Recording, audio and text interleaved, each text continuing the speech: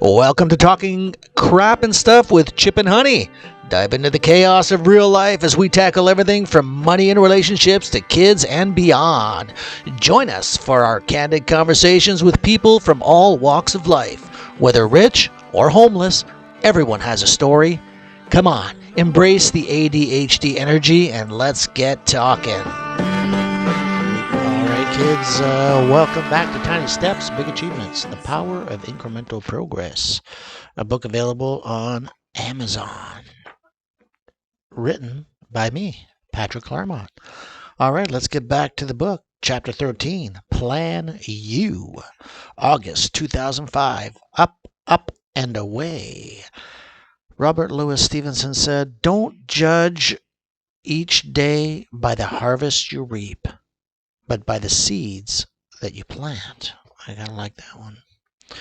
All right, the day we moved in, we started talking about Plan U.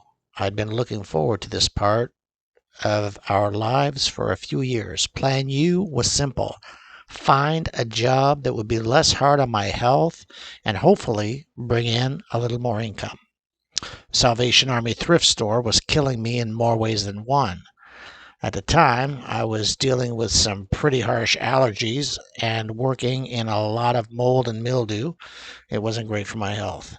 I was coughing and sneezing and wheezing, and for the last couple of years, I'd been wearing a mask to help protect my lungs.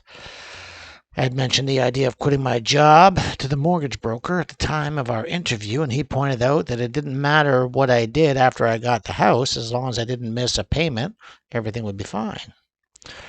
I had already talked to my in-laws about this before they co-signed, and they were happy that I wanted to leave and try to work on getting healthier. As we did with every plan, we started thinking about what little steps I could take to get myself into a new job. In addition to that, I also wanted a place that would offer me opportunities to advance and better my situation. I asked myself, what's the least I can do and still be able to say I did something? The answer was simple. Do what I always do. Talk to people. I was prepared to try almost any kind of job. I had a feeling someone, somewhere, was going to help me find my new career. There was a company out there that needed somebody like me. I was on the lookout. Somebody, or somehow, my need was going to fulfill someone else's need. After a few weeks of talking with people, I was no closer to finding a new job, let alone a lead. Then, one morning, I was sitting at my computer looking online to see if anything was available in my area. My biggest obstacle at the time was the unemployment rate. It was high at the time, about 7%. Things didn't look good. I got up and made my way to the bathroom for my morning ablutions. I sat there for a while, and then, out of desperation, I said to God, I need out of the Salvation Army. If you want me there for whatever reason, I'll stay, but I want you to know that I know that you know that I know that you know that I know that I need to. I made my way back to my computer to continue my research. My Yahoo Messenger popped up. Yes, I'm that old.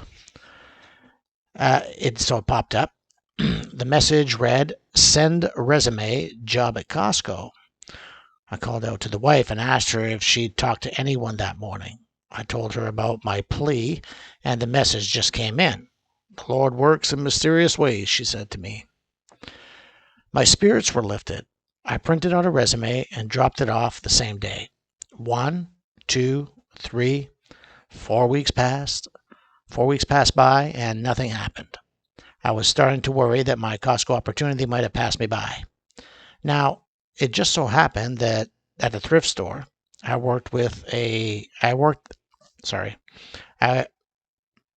start that over.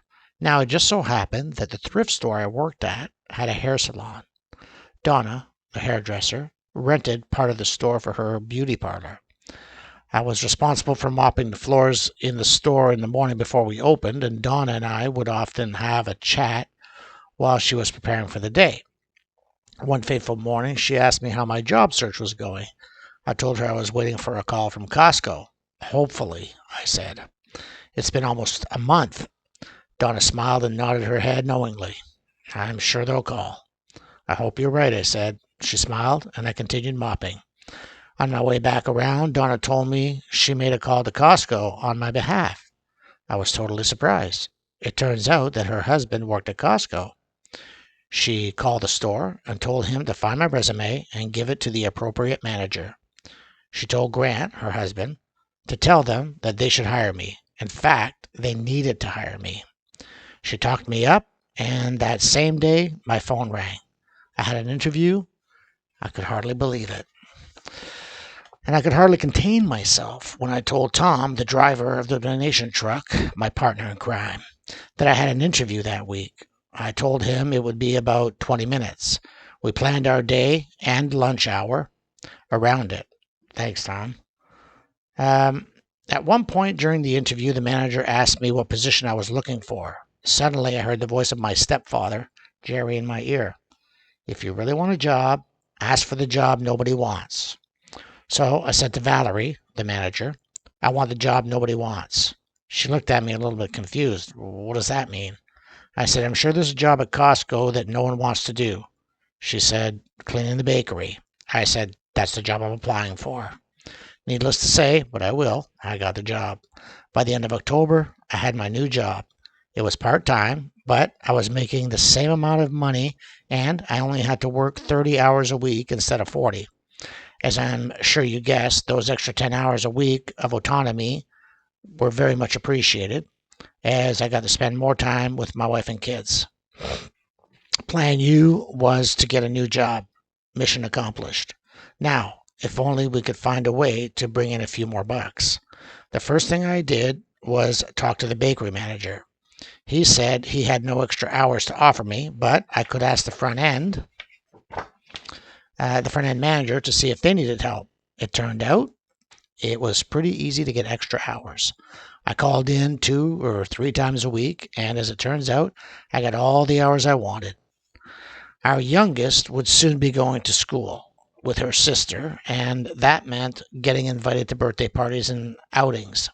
Of course, that costs money, so we decided it was time for the kids to pull their weight. After all, they were already 4 and 6 years old. We got them a paper route. It's never too early to teach them the value of time and money. Of course, they couldn't do it by themselves, although at first they wanted to. The papers were on Tuesday, Thursday, and Saturday.